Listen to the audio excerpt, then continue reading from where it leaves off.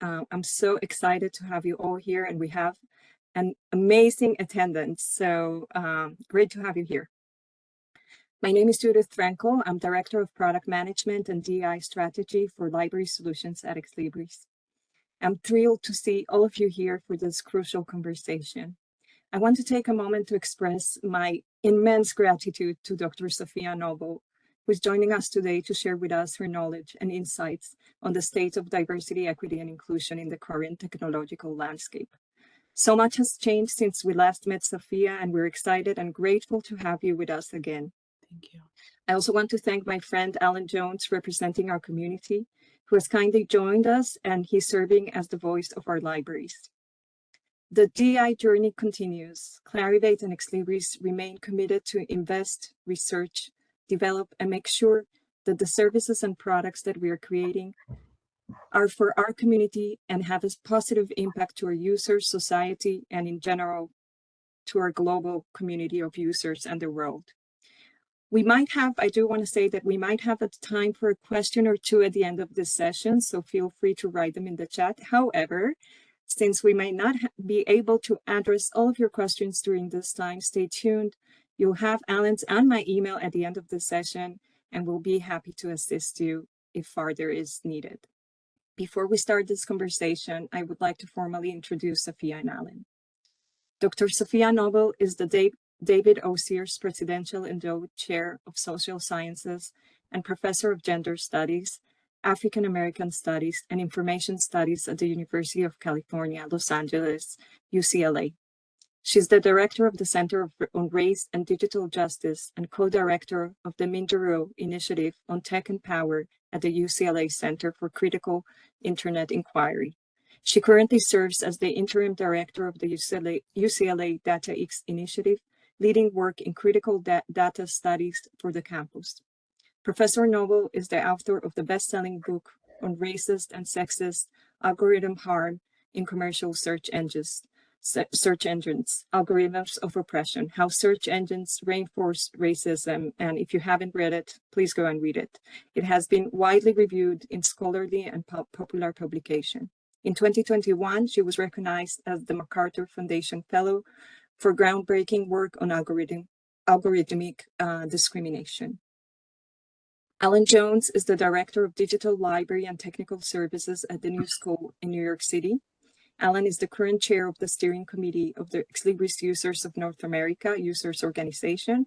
Alan has worked on the recently released Control Digital Lending Reference Framework for NISO and other library technology standards. One of his favorites, Aluna activities, and I can tell you this is true, is the Diversity, Equity, and Inclusion in Search Applications group within Aluna, an advisory group working with Ex Libris, focused on emphasizing representation through the development of features in its software and content applications. So I'm going to stop my sharing for a second. And this means that we're super ready to roll, Safiya. So thank you again for joining us. And I'm pretty sure that everyone knows you, but still, can you give us a little bit of background of your work, what you do? Sure. Well, Judith, thank you so much for inviting me, and really the whole team, the leadership team. It's very, these are very challenging times, and I just appreciate so much that we all get up every day in the face of all the global crises and pain and do our work. So I just want to say it's an honor to be here with all of you. And you know, I got to this moment here in my life with you by having, started my career in advertising and marketing, working on really tough kind of business problems for large companies, not unlike the work that all of you get up and do every day too.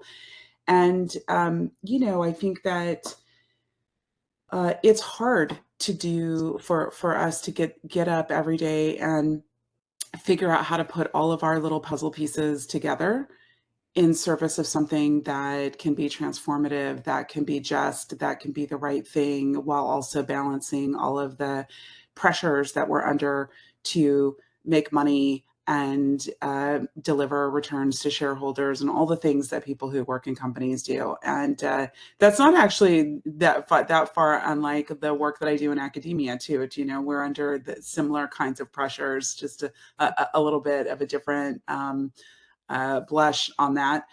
But, you know, when I got to this specific work, it was really about looking and seeing how things like commercial search engines were starting to displace libraries and other forms of expertise like universities and uh, uh, subject matter expertise. And even for kids, you know, going to a commercial search engine like Google or some other search.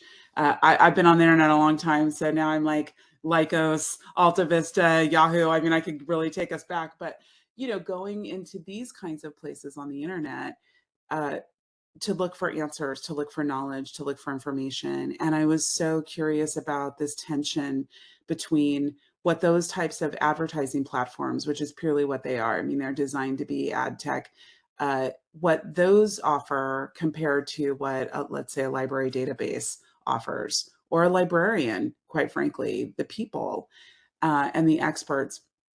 And so this is really the crux of the space that I've been so interested in and concerned with, not just because people would get, you know, maybe not the highest quality or the best, you know, information or knowledge, or that they would be, their focus would be narrowed, but that even the process of engaging with understanding the world in those narrow ways of search would preclude a lot of other ways of knowing and thinking and talking and learning together, and that would reshape our world.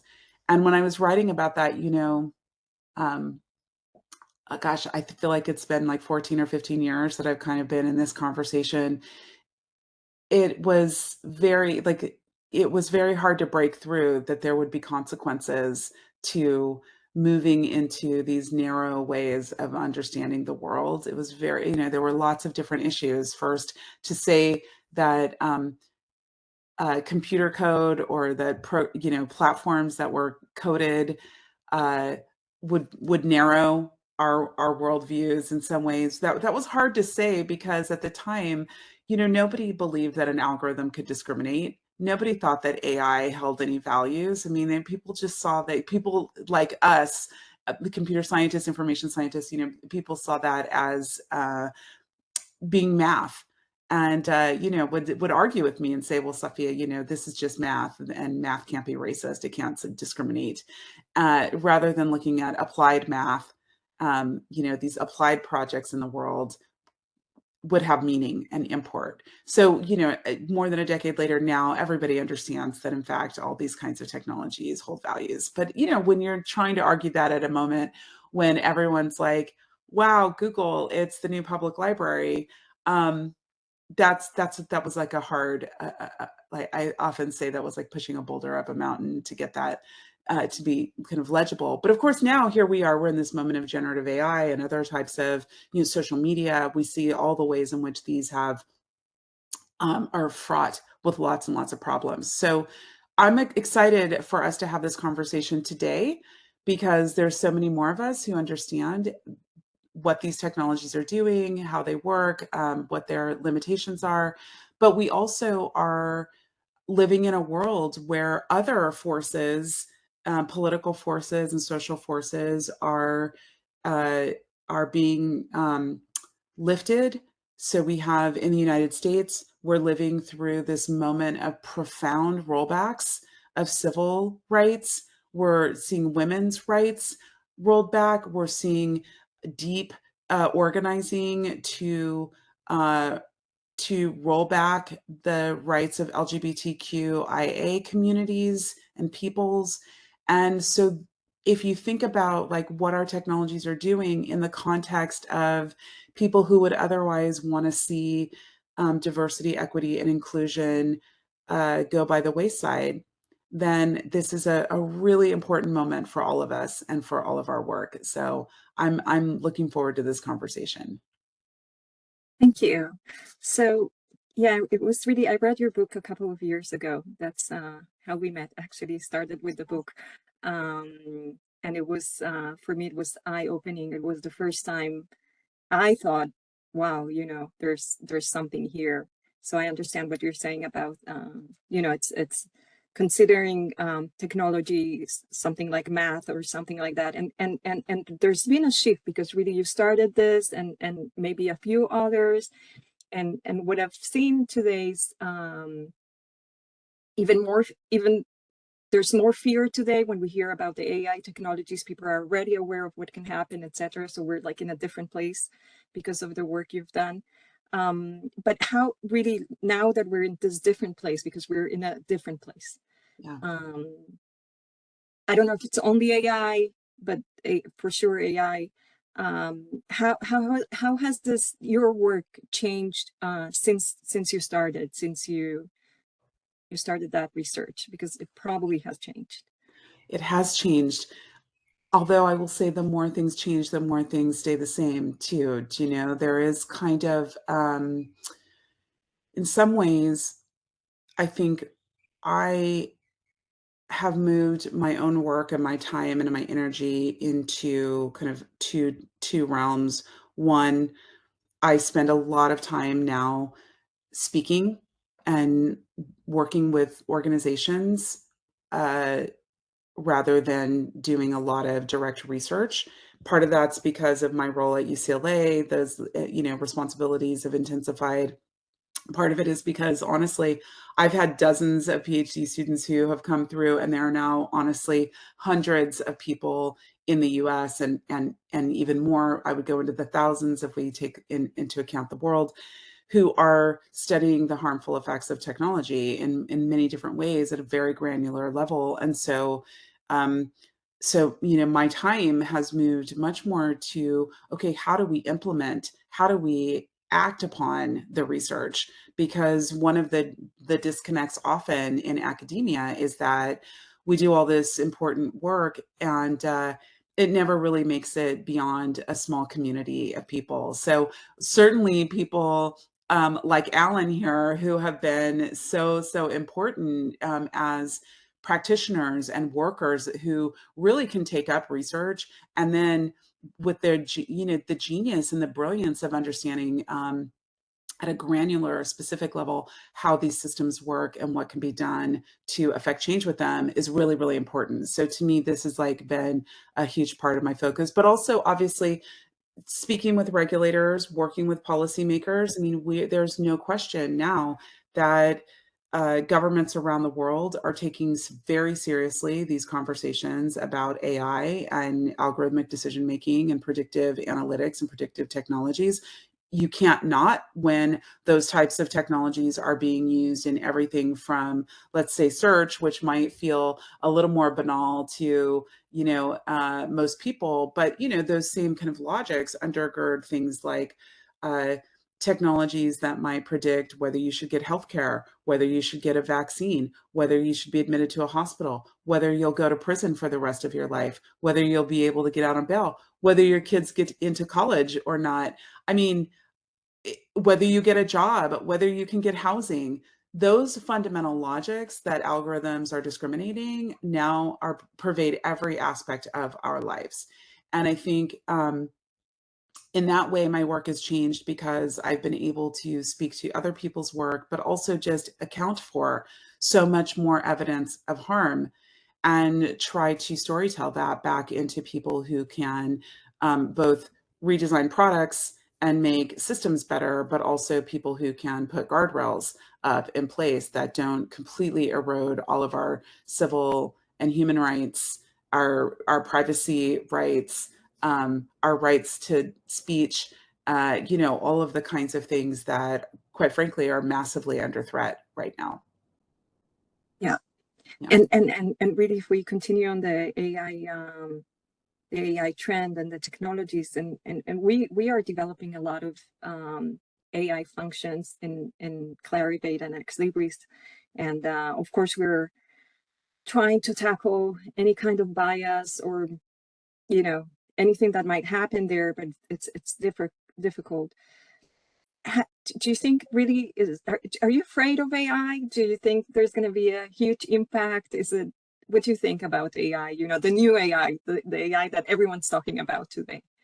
Yeah, I love this because, I'm just a total downer at anybody's dinner party. I mean, nobody wants to invite me because don't bring up anything tech. And my husband's always looks at me like, there's your cue. And I'm like, I'm just here to eat. I don't want to discuss it because it is distressing for me. I will say one thing that I think we should be doing more of, and I've been trying to do, is be much more specific when we even talk about AI. I mean, we really understand AI generally to be like a marketing term that comes out of silicon corridors around the world, out of the tech industry, writ large. And it really obfuscates the specific things that we want to work on if we just talk about AI. So what happens is people are just kind of like, are you for or against AI?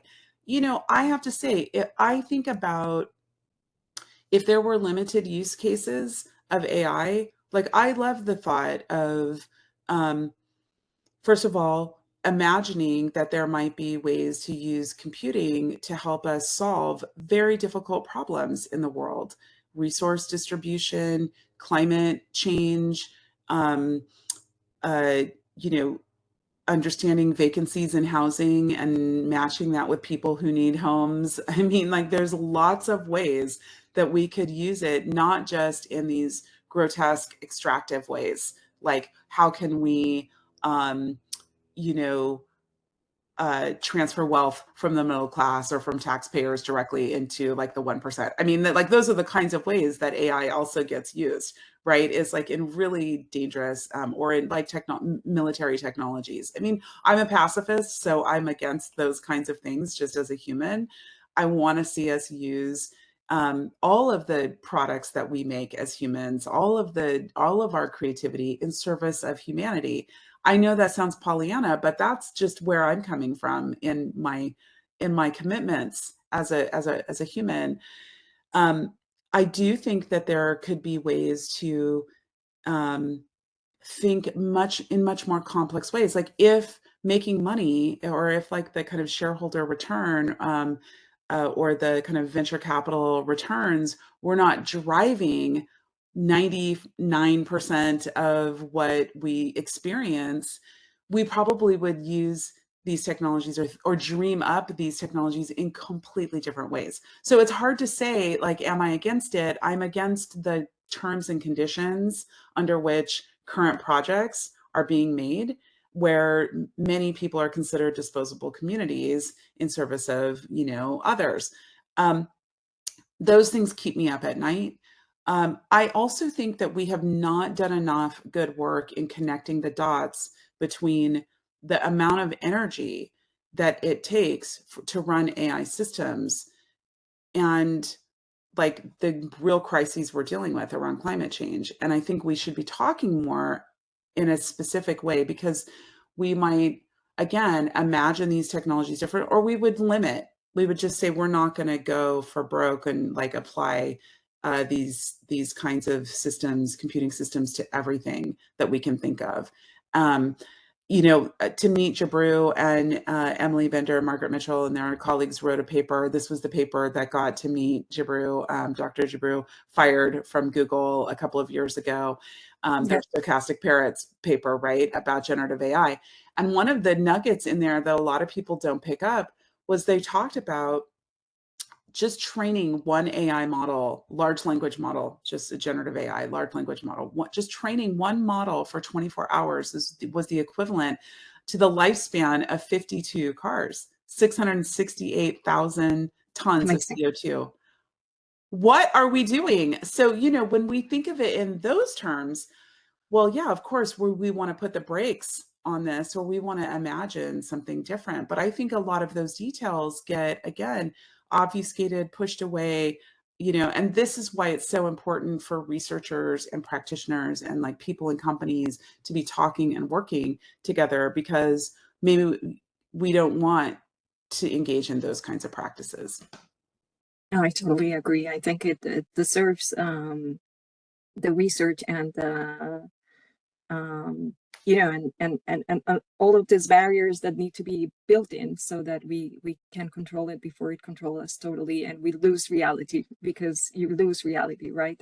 You believe there's a person there, but not always there's a person there. I want to bring you a little bit to our library world. What do you envision for libraries or research in our universities? How are these models influencing or changing, will change? And again, I guess you're part of UCLA, so you can help them out with how to adopt these new ways of searching or talking, writing, etc. How do you see that in the library world? Yeah, you know, I, for many years, was training librarians. I mean, that was like my job in teaching and archivists. And one of the things that seems like a place we want to, well, first of all, we've seen a massive kind of de-skilling um, of librarians.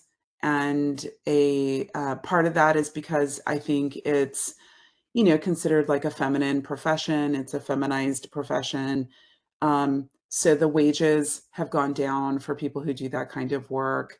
And there's been a little bit more of a, I think over time, a trend of rather than building up the expertise of librarians and the knowledge of librarians, just putting them in a position to be technologists who can interface with technical systems and let the kind of machines do the thinking or the databases do the work.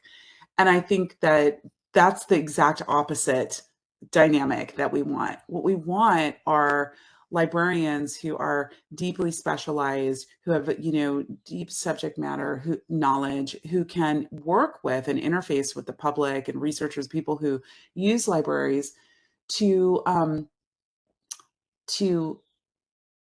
understand the complexity of the kinds of questions that they're asking or the things they want to know, which we actually know that like the systems, the AI systems, they can't, they're not in that, they're not doing that. They're doing pattern matching of words. So I think, you know, when you put librarians in a position where they have to be more reliant upon like getting better prompts to look for better pattern matching, that's not really the same thing as an intellectual exploration that might lead you across many different fields, many different subject matters. It'd be highly interdisciplinary. Um, and when I was in library school, you know, that was really the thing that we always were learning is just like deep critical thinking. And I think that the technologies that we're kind of in some cases forced to use, but are, you know, are increasingly required to use, um, are stripping away more of the critical thinking for the librarians, for the workers, for the thinkers, for the researchers, for the public, and then just kind of ceding the expertise or the pursuit to the generative AI. And I think that is, honestly, I think that's dangerous because we already have seen, the researchers are showing us, just like their studies of things like OpenAI, ChatGPT, that like more than 50% of what comes back is just factually incorrect. And I will tell you that, you know, the week that ChatGPT 3 hit the market and was open for business, I was in there, my colleagues and I were like, okay, let's kick the tires. And we did things like ask ChatGPT to write syllabi for us around, you know, things that we were subject matter experts in. And they were hilarious. I mean, like in a painful way, because they were so just made up, you know. I mean, they were not true. They were like made up citations. They looked legitimate, but of course they weren't. And we knew because we know this, our fields. So that to me means we're going to see more and more, I believe, in terms of like information workers and knowledge workers. We're going to see greater bifurcation between people who have like PhD level expertise and knowledge of a field or a subject matter, and people who are really good at prompting that, you know, will generate something, but the others will have to actually test the veracity of that and know. And they'll also have to know who's missing, Like, am I only getting back a homogenous part of the scholarship? What about, again, where are the people of color's voices? Where are the women's voices? You know, what types of scholars are missing from what gets served up? And if we know from like this long history of citation practices that women are massively undercited, that people of color are massively undercited, that people from non-English speaking parts of the world are undercited, that so these systems are refining more of the worst in that way, because those are the people and those are the citations that are already overrepresented. So that is going to be very hard for us to undo. And those are some of the challenges, I think, right now in front of us. Yeah, I totally agree. I know Alan is dying to ask you some questions, so I'm going to let him. Alan. Hi, Safiya. Hey, Alan. You know, I've really been concerned about the process of search and the expectation of trust of what's returned back, right? I mean, there's a question and response type of thing that happens with many of these search engines.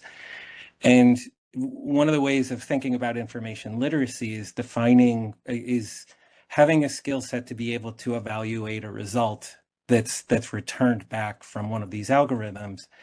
But it seems more like not only do we need to know more about the source of the citation or the search result, but we also need to have some type of algorithmic literacy.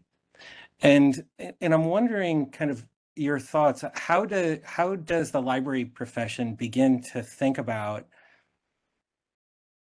building trust markers or other types of things into a search interface that really encourage trustworthiness and discourage disinformation? Yeah, I mean, if we had the answer truly, we would solve a lot of problems in the world. So I'm going to just say that this is a really, really hard question because on one hand, we have people who are deeply committed to ensuring that we have trustworthy information. And I think of those as people as librarians and people who work in kind of information and knowledge fields. And we are doing that work in the context of massive erosion of trust in the broader societies that we live in. I believe largely, I mean, I would point, if I were to point to a big, dimension of the tech industry that undermines public trust in institutions, I would point to social media. So you have this desire for us to have greater literacy, that we can really discern what the facts are, right?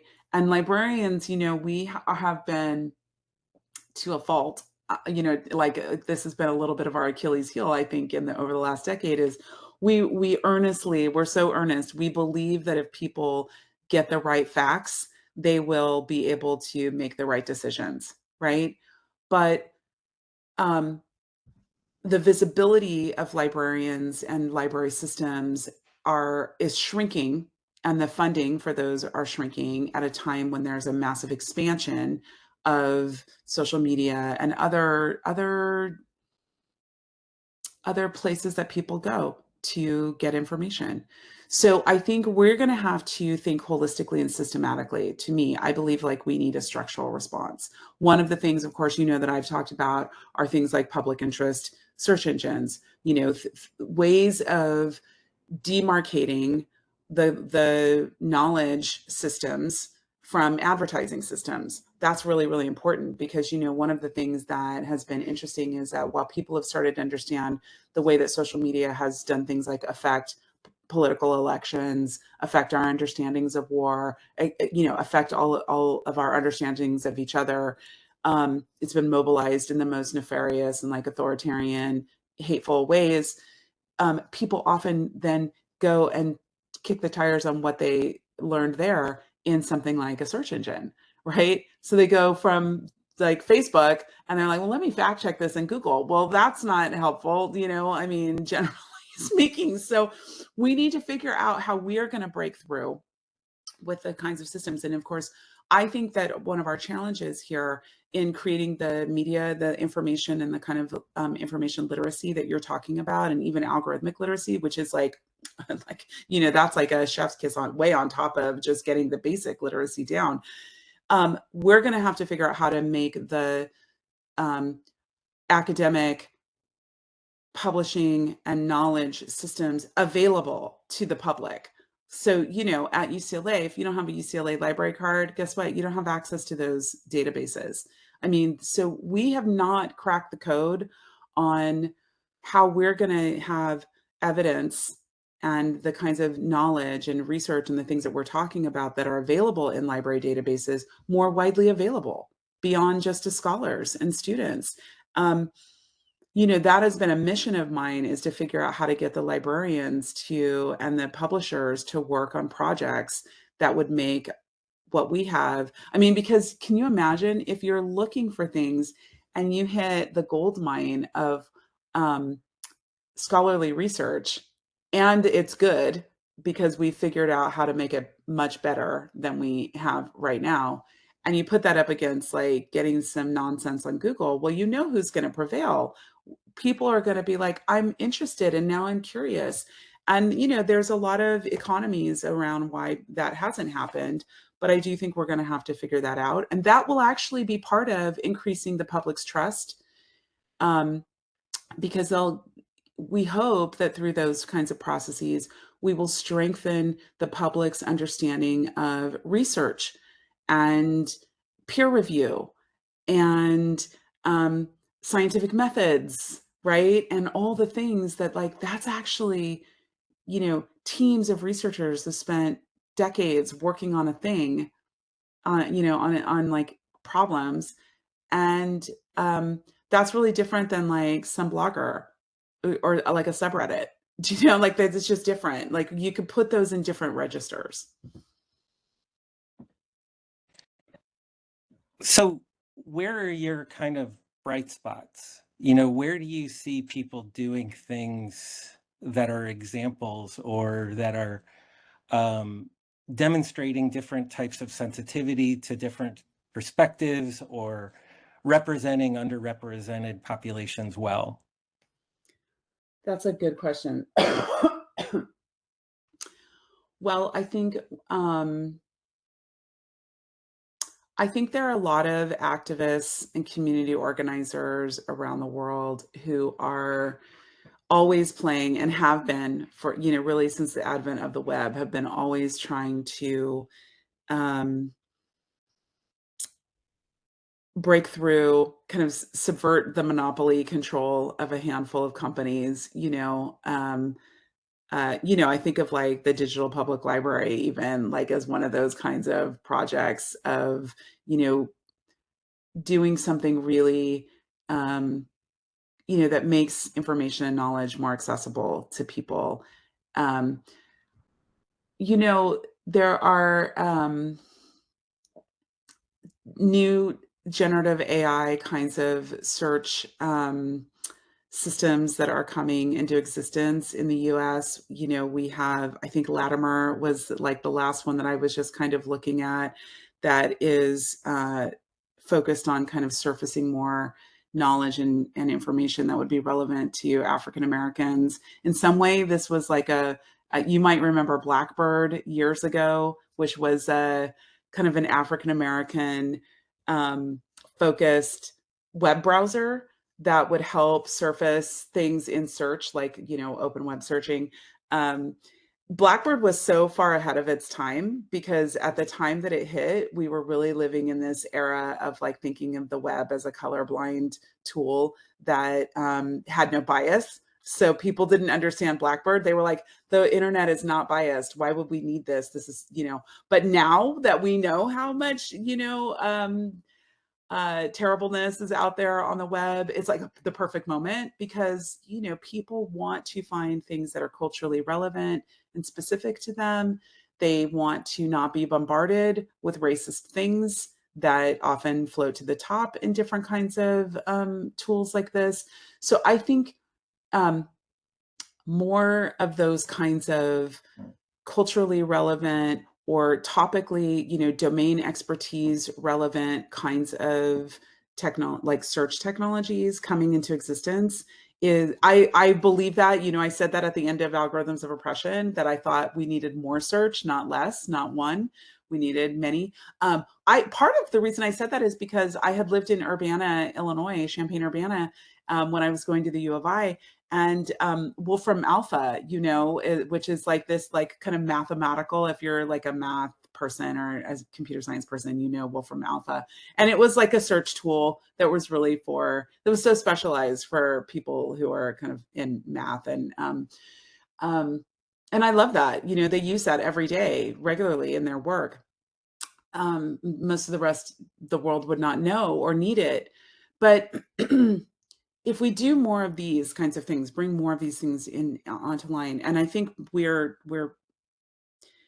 it helps us to have deeper expertise and also to match experts to work in those kinds of projects. So I'm trying to, even myself, like I'm in this phase right now where I'm experimenting with trying to make something that would deepen the expertise and keep the people experts really tied as the back end, as the engine, you know, that's connected deeply to the technology, rather than just kind of letting the machine learning algorithm do its thing. Because I think everywhere that we can keep people in the forefront, what that does is it keeps the subjectivity and actually the fallibility, which is what we want. We want more people to think of these systems as imperfect, as mutable, as not the definitive answer, but as a human endeavor. To me, that's so much more interesting and helpful to the public,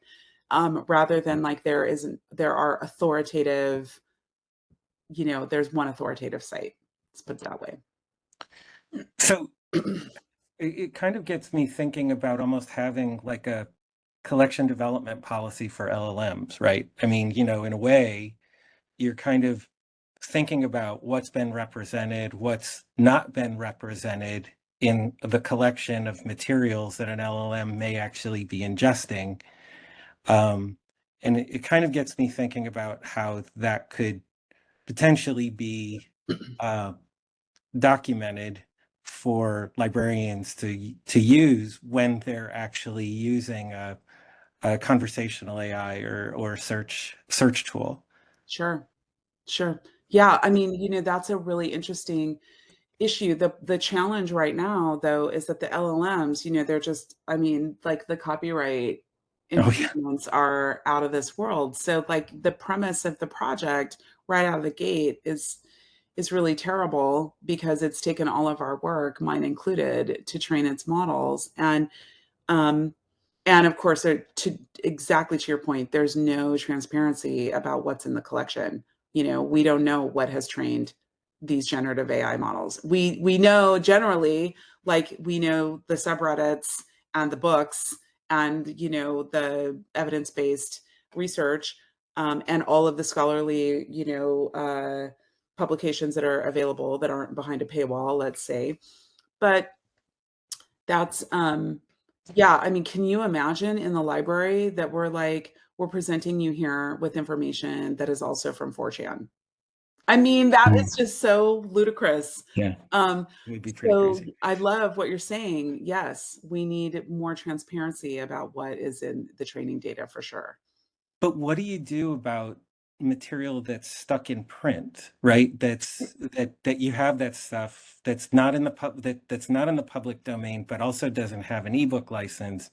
It's just kind of stuck. So that's not really, that material isn't really entering the conversation.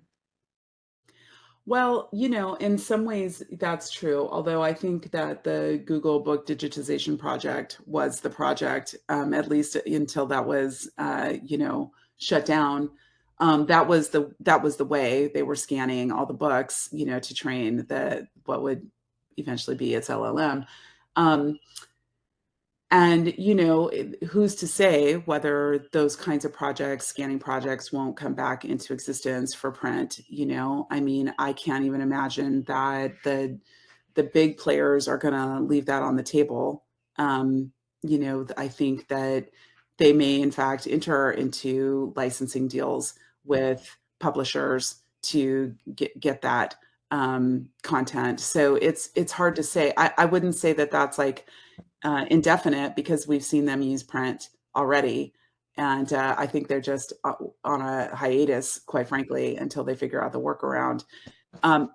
What I'm more interested in, I will tell you, like, as I'm thinking about, designing different kinds of possibilities. And, I'm always, like, again, at the end of Algorithms of Repression, I fantasized up, an alternative search engine interface, because I was, I'm always trying to think of like creative ways, just so that there's like something as an alternative that allows us to talk and imagine. But I do think that if we had large language model kinds of systems that remunerated the people who whose data was used, whose information and knowledge was used to train those models, you'd actually have more authors, authors of books or things that are in print, probably interested in participating, because they would actually receive something back from it. In academic publishing, I will just say, and I don't know if I see it's getting a little broken on my end. Can you still hear me? Yeah. All right. Okay, great. Yeah. I think in the academic publishing model, scholars are compensated so poorly, quite frankly, for their work, that if we could fix some of these economic models, we probably would have greater interest in participation, even for people who, work in print.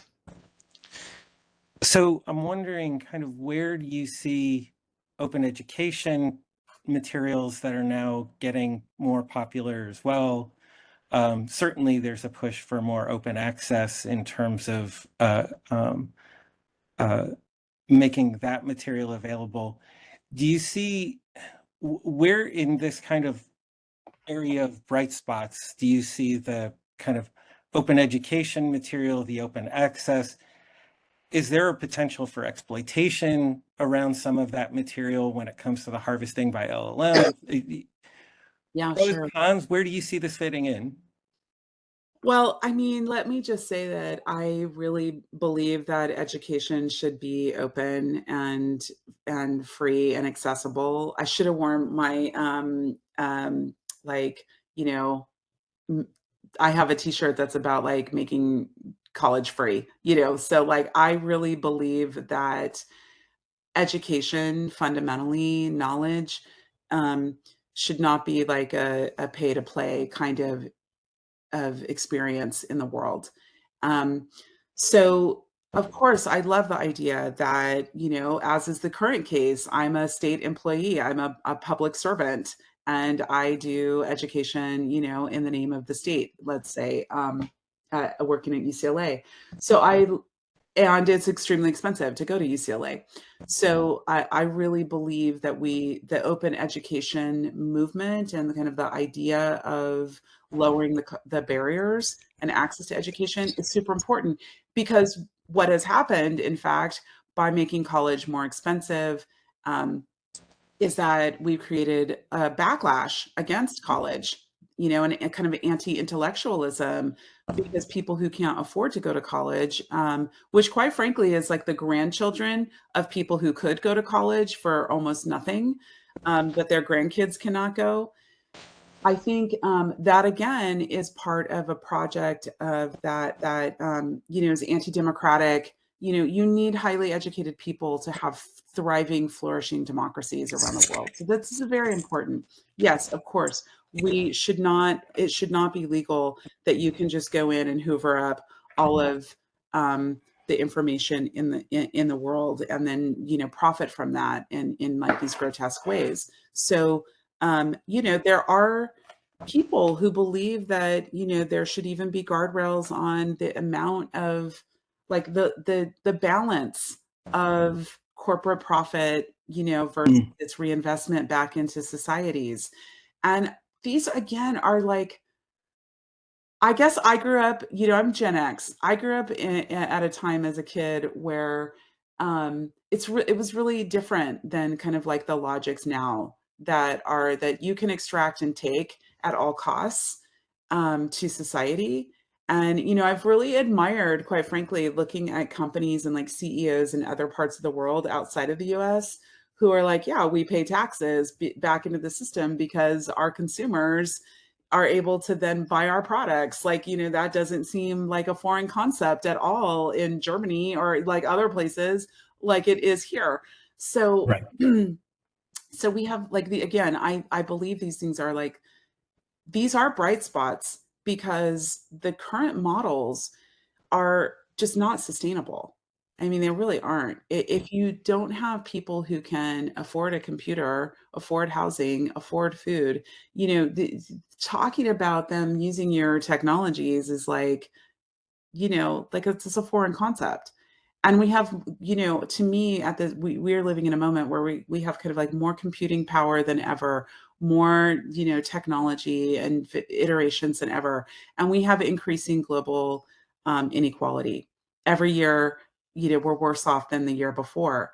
So we're going to have to figure out, I think, how to create balance and conditions where people can use technologies again in service of making the world better, their own personal lives better. And I'm not sure fully yet where the propositions have come. I mean, generative AI was supposed to basically be a chatbot to help companies, you know, like not have to pay for labor in call centers. You know, I mean, like they've driven the cost of like customer service down into like almost nothing, right? In the global call centers, the chatbot's supposed to replace that and be like, make it like eliminate labor. I mean, maybe we should be asking the public what they really want, because everybody I talk to is like, can I get a person on the line? Sorry. We want to talk to each other. We want to have somebody problem solve a thing for us together. We don't actually want to go through the phone decision tree, press 1, press 5, you know. So and now putting these kinds of chatbots in charge of your company when more than half of what they deliver back is factually incorrect, I mean, that's not good for anybody's business. I'm just going to tell you that right now. It's not good for anybody's library. So we need to get smart here and not just read the brochures that come out of the tech industry and get back to kind of our own common sense and things we know. Safiya, thank you. First of all, we have a couple of questions from the audience, so I want to take a couple of those. I just want to say that one of the things that we are doing from our side, because we're changing the way we do search in Ex Libris, one of the things that I believe it's a very good change is that even if you're talking about conversational type of searching, at least make it you know, a box that is you know, it's a visible box. You can look through it. So you're returning an answer, but at least you're giving back results from the sources that you're citing from, for example, which is something that at least the free ChatGPT that kids have at school don't have. Where Right. are those responses coming from? So this is one of the things that we're doing.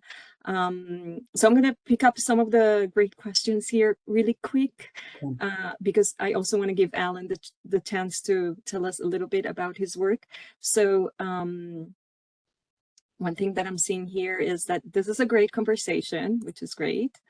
And wait, I have a pop-up on top of it. So now I can only see the... Wait. This is a great conversation. Thank you so much for having this session, but how can we get more involved in these issues on a more local level or national level?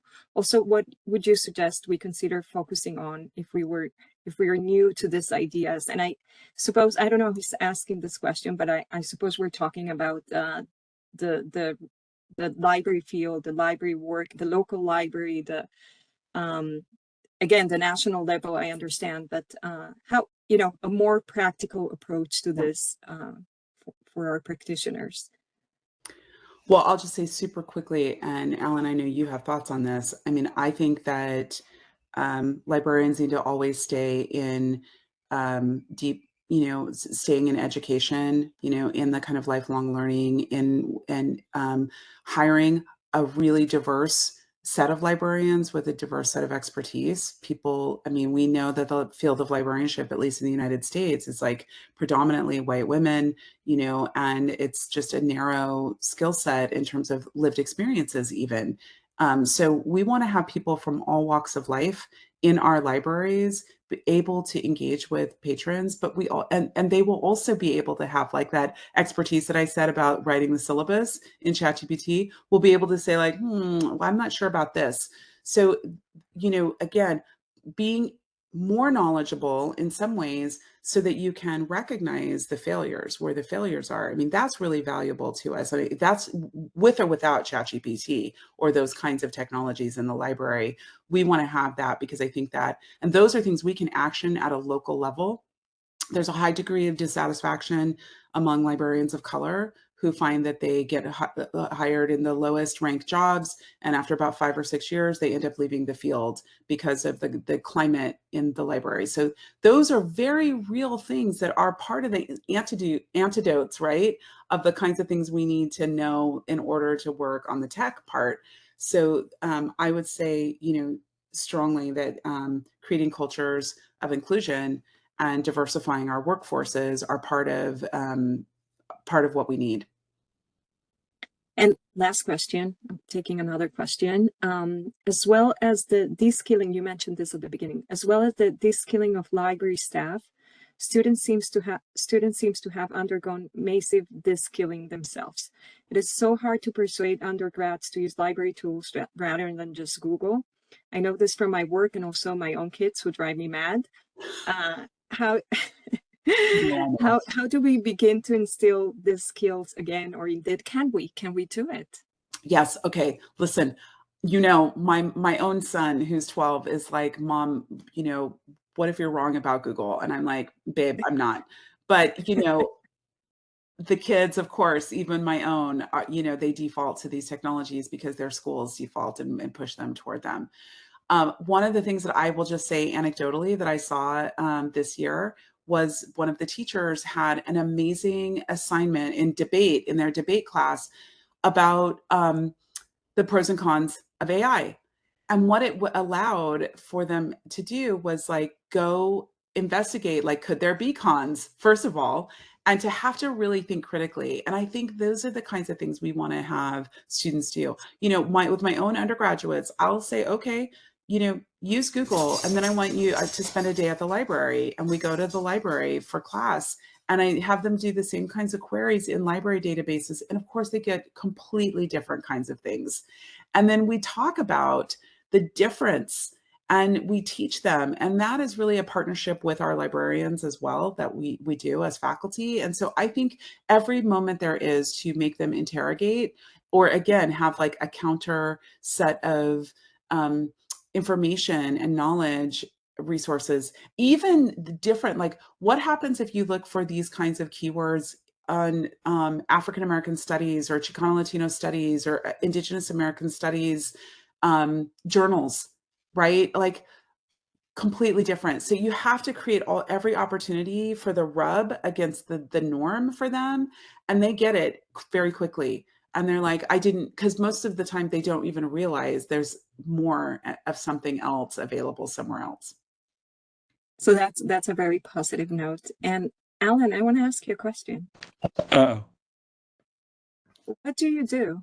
Tell us a what do little I bit. do? Oh, what do I do?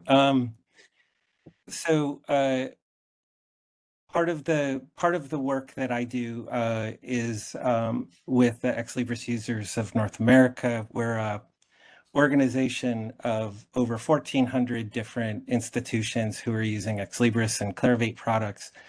And like I was saying, or like you said in my introduction, one of my bright spots is the DEI and search group, where we're actually looking at writing specific enhancements for the Primo or the Central Discovery Index or Summon, and really trying to understand where and how we can expose either underrepresented scholarship or different ways of helping libraries provide context around terms or other types of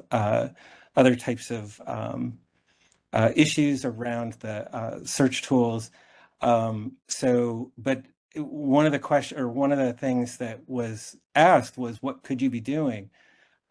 There are working groups that are specifically around these products that anybody who is an institution that participates in Eluna can actually be participating in. I know that particularly with OMA, with Summon, with Primo, and even the DEI group, we're all looking for new members as well. We have an annual meeting coming up in a couple of weeks. So if those are the types of things you're interested in, certainly we look for participation from people. So you can get involved really on the ground floor of writing some of these features and things that introduce diversity and equity and inclusion in the search tools themselves. Yeah, we have some actual functionality that's even called DEI tools. So that's come from this very particular group, which is amazing just to see the seeds and the fruits of this magnificent work. So Safiya and Alan, Safiya, I want to thank you so much for discussing with us, being open to any question that we have and from the audience. So everyone should know that these are questions that we wanted to ask, and we were open to any questions. So that's fantastic from your side. We appreciate immensely the work you do. I encourage everyone here to read your book and to follow your research and your work, because it's inspiring and it's changing the world. I want to put up 2 slides just before we go, very short slides. So just a sec. I hope you're seeing this. No, wait again. Okay. So as also Alan mentioned, we have some upcoming events in person and a webinar, and you receive those links here. So both Alan and me will be in Eluna, so you can reach out. We also have a DI presentation there. So that's coming pretty soon, 2 weeks from now. And there's also a Empowering the Post-Pandemic Student, another webinar that we have. So stay tuned for those. And I promise that if you wanted to reach out to us, Alan and myself are here for you. So screenshot, I don't know how you do this, whatever, we can send the emails as well. These are our emails. You can touch base with us on any of the issues that we've raised here. Thank you so much for attending. And thank you, Safiya. Thank you. Thanks for having me. Great to see you.